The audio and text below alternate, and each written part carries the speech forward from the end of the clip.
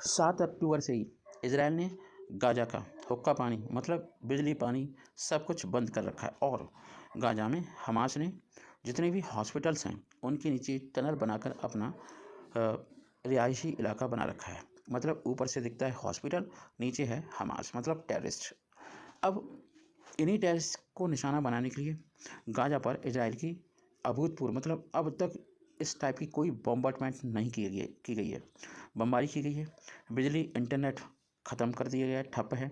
ज़मीनी हमले के डर से फ़िलिस्तीनी कांप रहे हैं, उन्हें डर लग रहा है कहीं इजराइल ज़मीनी हमला न करे, क्योंकि जब इजराइल गाजा पर अटैक करता है तो एक साथ 100 फाइटर जेट्स जाते हैं, अपने अपने टारगेट को कर देते हैं नेस्तनाबूद।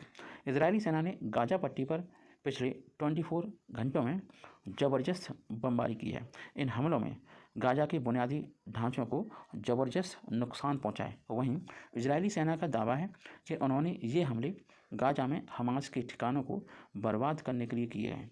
इन हमलों के लिए इजराइल ने टैंकों का भी इस्तेमाल किया है। इजराइल ने गाजा पट्टी में हमास के ठिकानों पर अभूतपूर्व बमबारी शुरू कर दी है। इजरायली सेना ने कहा है कि उसके सैनिक रातों रात ज़मीनी हमले के अभियान का विस्तार कर रहे हैं। मतलब और ये इस टाइप के ज़मीनी हमले बढ़ेंगे। 2 बार अटैक हो चुके हैं और टैंक अटैक करने जाते हैं, वापस लौट आते हैं, क्योंकि उन्हें डर है कि हमास उन्हें बर्बाद न करे एंटी टैंक मिसाइल से। इजरायली सेना ने गाजा के बिजली और कम्युनिकेशन सर्विस को पूरी तरीके से ठप कर दिया है। इजरायली सेना के प्रमुख प्रवक्ता ने कहा कि हम ज़मीनी आक्रमण से पहले अपने संसाधनों को बढ़ा रहे हैं, जो भी इक्विपमेंट्स होते हैं, आर्टिलरी होती है उसे। डैनियल हगारी ने कहा कि पिछले कुछ दिनों में किए गए हमलों के अलावा ज़मीनी सेना आज रात अपने अभियान का विस्तार भी कर रही है। हगारी ने स्पष्ट रूप से नहीं बताया कि इसका क्या मतलब होगा, लेकिन यह घोषणा टैंक के जरिए गाजा में लगातार 2 रात ज़मीनी हमले करने के बाद की गई है। गाजा पर रात भर छाई रही नारंगी रोशनी। अब नारंगी रोशनी इसलिए छाई रही क्योंकि जब बॉम्ब गिरता है तो बल्ब की रोशनी तो होती नहीं है। CNN की रिपोर्ट के अनुसार शुक्रवार रात गाजा का आसमान नारंगी रंग की आग की लपटों से घिरा हुआ था। इजरायली विमान और मिसाइलों ने बड़े पैमाने पर गाजा में बमबारी की है। इजराइल के टैंकों ने भी गाजा की सीमा में दूसरी बार प्रवेश किया और ज़मीनी हमलों को अंजाम दिया। वहीं इजराइल का कहना है कि गाजा पर तेज़ किए गए हमलों में हमास के भूमिगत ठिकानों को निशाना बनाया गया। IDF के एक प्रवक्ता ने कहा कि हम इजराइल के सुरक्षा हितों की रक्षा के लिए सभी क्षेत्रों में बचाव के लिए तैयार हैं और सभी अपहृत मतलब जितने भी हॉस्टेज बनाए गए हैं लोगों को वापस लाने के लिए राष्ट्रीय मिशन के लिए प्रतिबद्ध हैं। प्रवक्ता ने गाजा में नागरिकों से अपनी सुरक्षा के लिए दक्षिणी और जाने का भी आग्रह किया, दक्षिण की ओर, क्योंकि उत्तर क्षेत्र में बड़े पैमाने पर जंग छिड़ने के आसार हैं।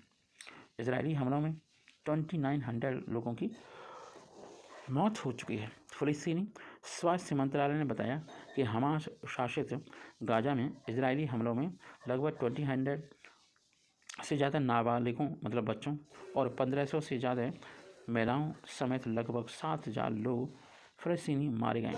मृतकों की संख्या लगातार बढ़ती जा रही है और इस पर अगर हम नज़र रखें तो गाजा स्थित स्वास्थ्य मंत्रालय ने गुरुवार को नामों और पहचान संख्याओं की एक विस्तृत सूची भी जारी की थी। इस सूची में अक्टूबर को दक्षिण इजराइल में अप्रत्याशित हमला किया, जिसके जवाब में इजराइल ने कई विनाशकारी हमले किए। इजराइल और हमास के बीच पूर्व में हुए सभी 4 हमलों में लगभग 4000 लोगों की मौत हुई थी। इजरायली सरकार के अनुसार हमास के किए गए हमले के दौरान इजराइल में 14 से ज़्यादा लोग मारे गए थे। ये 7 अक्टूबर के बाद की बात है और उस दिन भी लगभग 500 लोग मारे गए थे, जिनमें अधिकतर आम नागरिक थे, कुछ विदेशी भी हैं। हमास ने गाजा में कम से कम 229 लोगों को बंदी बना रखा है। इस महीने की शुरुआत में दक्षिणी इजराइल में हमास के हमले के बाद गाजा में भीषण घेराबंदी की गई और वहाँ भोजन, पानी, दवाएं ख़त्म हो रही हैं। एक दवाओं से भरा हुआ हेलीकॉप्टर, बड़ा जहाज़ हेलीकॉप्टर नहीं, वो इंडिया ने 8 भेजी है इजरायली सेना से छिपते छिपाते हमास और पैलेस्टाइन के लिए।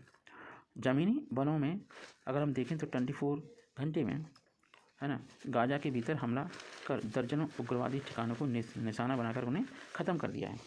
उन्होंने बताया कि इस दौरान विमानों और तोपों से गाज़ा शहर के बाहरी इलाके शेजायाह में बमबारी की गई। दूसरी बार गाज़ा में घुसे इजरायली टैंकों ने काफ़ी तबाही मचाई है। अब वहाँ पर तबाही का मंजर है।